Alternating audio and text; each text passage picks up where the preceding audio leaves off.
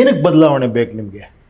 Sir ಏನಾಗ್ತಾ ಇದೆ ಈಗ ನಾವು ಸುಮ್ಮನೆ ದುಡಿತಾ ಇದ್ವಿ, ನಮ್ಮ ಪಾಡಿಗೆ ದುಡಿತಾ ಇದ್ವಿ, ಬಟ್ ಏನು ಚೇಂಜಸ್ ಅಂತ ನನಗೆ ಅನ್ಸುತ್ತೆ. ನಂಗೆ ಪ್ರತಿ ಸಲನೂ ಕೂಡ ಅವ್ರು ಯಾರೋ ನನ್ನ ಥಾಟು, ಯಾರೋ ಮುಖ್ಯಮಂತ್ರಿ ಆದರೂ ಯಾರೋ ಸಚಿವರಾದರೆ ನಮಗೇನು ಗುರು, ನಾವು ದುಡಿಬೇಕು, ನಾವು ತಿನ್ನಬೇಕು, ಏನು ಚೇಂಜ್. ಈಗ ಎಲ್ಲೋ ಎಜುಕೇಷನ್ ಅಂದರೆ ಹೋಗಿ ಫೀಸ್ ಕಟ್ಟಬೇಕು, ಎಲ್ಲವೂ ಏನೇನಿದೆ ಅದು ನಮ್ಮಿಂದನೇ ಆಗ್ಬೇಕು. ಅವ್ರು ಏನು ಮಾಡ್ತಿದ್ದಾರೆ ಅನ್ನೋದು ನನಗೆ ಅನಿಸುತ್ತೆ. ಕೆಲವು ಪ್ರಣಾಳಿಕೆಗಳನ್ನ ಹೇಳಿ ಬರ್ತಾರೆ, ನಾವು ಹಿಂಗೆ ಮಾಡ್ತೀವಿ, ಬಟ್ ಯಾವುದೂ ಬರೋದಿಲ್ಲ. ಈಗ ಕಾಂಗ್ರೆಸ್ ಸರ್ಕಾರ 2,000 ಹೆಣ್ಮಕ್ಳಿಗೆ ಕೊಡ್ತೀವಿ ಅಂತ ಹೇಳಿದ್ರು, ಅದನ್ನ ನಮಗೆ ಕೊಡೋದ್ರ ಮೂಲಕ ಬೇರೆ ಕಡೆಯಿಂದ ಅದನ್ನ ಹೇಗಿತ್ತು ಅನ್ನೋದನ್ನ ನಾವು ಗಮನಿಸಿದ್ವಿ.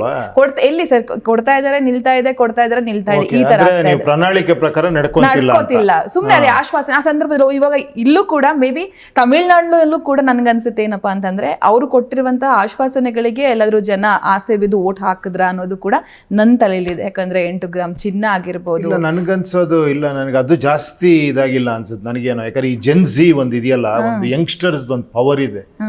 ಈ ಜಗತ್ತನ್ನ ಚೇಂಜ್ ಮಾಡಿರೋದೇ ಯಂಗ್ಸ್ಟರ್ಸೇ. ಯಾವುದೇ ರೆವಲ್ಯೂಷನ್ ತಗೊಳ್ಳಿ, ಎಲ್ಲ ಯಂಗ್ಸ್ಟರ್ಸ್ ಇಂದಾನೇ ಆಗಿರೋದು.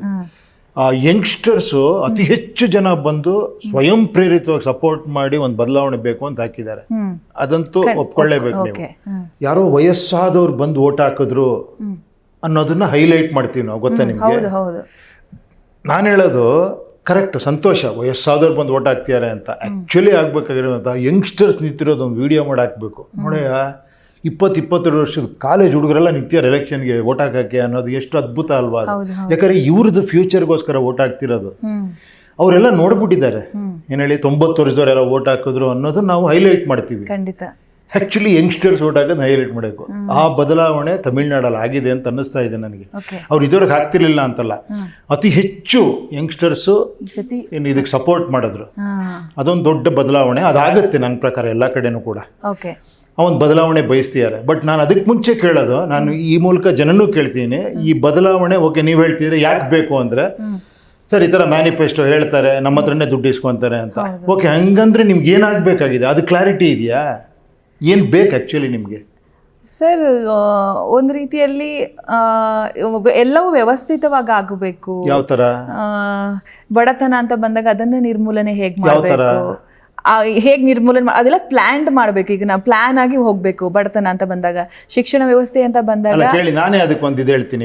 ಇವಾಗ ಹೇಳ್ತೀರಾ, ನಿಮ್ಮ ಥಾಟ್ ಹೆಂಗಂದ್ರೆ, ನಾನ್ ನೋಡ್ದಂಗೆ ಈಗ ಪ್ರಜಾಕೀಯ ಪಕ್ಷದ ಶಿಕ್ಷಣ ಕ್ಷೇತ್ರ ಅಂತ ಬಂದ್ರೆ ಮಕ್ಕಳನ್ನ ಆಟ ಆಡೋ ಟೈಮಲ್ಲಿ ಆಟ ಆಡಕ್ ಬಿಟ್ಬಿಡ್ಬೇಕು. ಅಲ್ಲ ಹಾಗಲ್ಲ, ಅದು ಬಿಡಿ, ಅದ್ರ ಬಗ್ಗೆ ಇನ್ನೊಂದು ಡಿಸ್ಕಷನ್ ಮಾಡೋಣ. ಆ ಥರ ಅಲ್ಲ. ಇವಾಗ 2,000 ರೂಪಾಯಿ ಕೊಡ್ತೀವಿ ನಾವು ನಿಮ್ಗೆ, ಏನೋ ಈ ಥರ ಯಾರ್ಯಾರು ಓದಿದಾರೋ ಈ ಥರ ಯೂತ್ಸ್ಗೆ ಸಪೋರ್ಟಿಂಗ್ ಆಗಿ ಒಂದು ಗ್ರಾಜ್ಯುಯೇಟ್ಸ್ಗೆಲ್ಲ ಒಂದು 2,000-2,500 ಮಂತ್ಲಿ ಕೊಡ್ತೀವಿ ಅನ್ಕೊಳ್ಳಿ.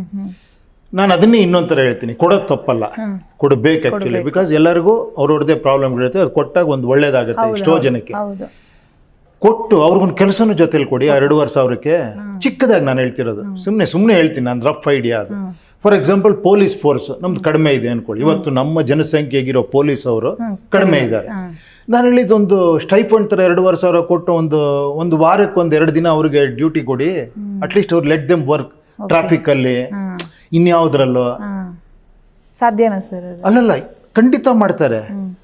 ಗೌರ್ಮೆಂಟ್ಗಳು ಈ ಥರ ಯೋಚನೆ ಮಾಡಿದ್ರೆ, ನೀವು ಕೊಡ್ತೀರಾ, ಜೊತೆ ಕೆಲಸನೂ ಕೊಡಿ ಅಂತ. ಏನು ಹೇಳಿ, ಇವಾಗ ಸಿಂಪಲ್ ಆಗಿ ಹೇಳಬೇಕು ಅಂದರೆ ನಾನು ಒಂದು ಹೇಳ್ತೀನಿ. ಯಾರೋ ಒಬ್ಬರು ಜಾಕಿ ಚಾನು ಈ ಥರ ಯಾರೋ ಏನೋ ಇವನ್ ಮೈಕಲ್ ಜಾಕ್ಸನ್ನು ಅವರಷ್ಟು $1,000,000 ಗಟ್ಟಲೆ ಸಂಪಾದನೆ ಅವ್ರ ಮಕ್ಕಳಿಗೆ ಒಂದು ಟಾಸ್ಕ್ ಕೊಡೋರಂತೆ, ದುಡ್ಡು ಕೊಡಬೇಕು ಅಂದರೆ, ನೀನು ಇದು ಮಾಡು, ಈ ಕೆಲಸ ಮಾಡ್ರೆ ನಿಂಗೆ ಇಷ್ಟು ಕೊಡ್ತೀನಿ ಅಂತ. ಯಾಕಂದರೆ let them understand the value of money ಅಂತ ಅಲ್ವಾ? ಈ ಮೇಲ್ ಕೂತಿರೋರು ಅದನ್ನು ಯೋಚನೆ ಮಾಡಬೇಕು. ಫ್ರೀ ಅನ್ನೋ ಬದಲು it is not free fees ಅಲ್ಲ ಅದು. It is like a stipend, it is like a sum ಒಂದಿದು. ನೀವು ಒಂದು ಸಣ್ಣ ಕೆಲಸ ಕೊಡ್ತೀವಿ, ನಾಟ್ ಆ್ಯಕ್ಚುಲಿ ನಿಮ್ಗೆ ಒಂದೇ ದಿನ ನಾನು 50,000 25,000 ಕೊಡೋಂಥ ಕೆಲಸ ಆಗಲ್ಲ ಕೊಡೋದಕ್ಕೆ ಅನ್ಕೊಳ್ಳಿ. 2,500 ರೂಪಾಯೋ 3,000 ರೂಪಾಯೋ ಅದರಲ್ಲಿ ಒಂದು ಸಣ್ಣ ಕೆಲಸ ಕೊಡಿ. ನಾಟ್ ಕಂಟಿನ್ಯೂಸ್ ಮಂತ್ಲಿ ಬೇಡ. ಅವನು ಬೇರೆ ಕೆಲಸ ಮಾಡಿಕೊಂಡು ಟೈಮ್ ಇರ್ಬೇಕಾದ್ರೆ ಏನೋ ಒಂದು ಮಾಡಲಿ, ಅದು ಸಮಾಜಕ್ಕೂ ಹೆಲ್ಪ್ ಆಗುತ್ತೆ, ಅವನಿಗೂ ಒಂದು ಸಿವಿಕ್ ಸೆನ್ಸ್ ಬರುತ್ತೆ. ಈ ಥರ ನಾನು ಹೇಳಿದ ಆ ಒಂದು ಸಣ್ಣ ಬದಲಾವಣೆಗಳು ಬೇಕಾಗಿದೆ ಅಲ್ವಾ? ಈ ಕ್ಲಾರಿಟಿ ಜನಕ್ಕೂ ಬೇಕು, ಮೇಲಿರುವಂತ ಆಡಳಿತ ಮಾಡೋರ್ಗೂ ಬೇಕು ಆಕ್ಚುಲಿ ಅಲ್ವಾ? ಇದೇ ಡಿಸ್ಕಷನ್ ಪಾಯಿಂಟ್ ಆಗಬೇಕು. ಪ್ರಜೆಗಳಿಂದ ಪ್ರಜಾಕೀಯ, ಪ್ರಜೆಗಳಿಗಾಗಿ ಪ್ರಜಾಕೀಯ, ಪ್ರಜೆಗಳಿಗೋಸ್ಕರ ಪ್ರಜಾಕೀಯ, ಮಟ್ಟ ಹಾಕಲು ರಾಜಕೀಯ, ನಮ್ಮಿಂದ ನಮಗಾಗಿ ನಮಗೋಸ್ಕರ ಎಂದು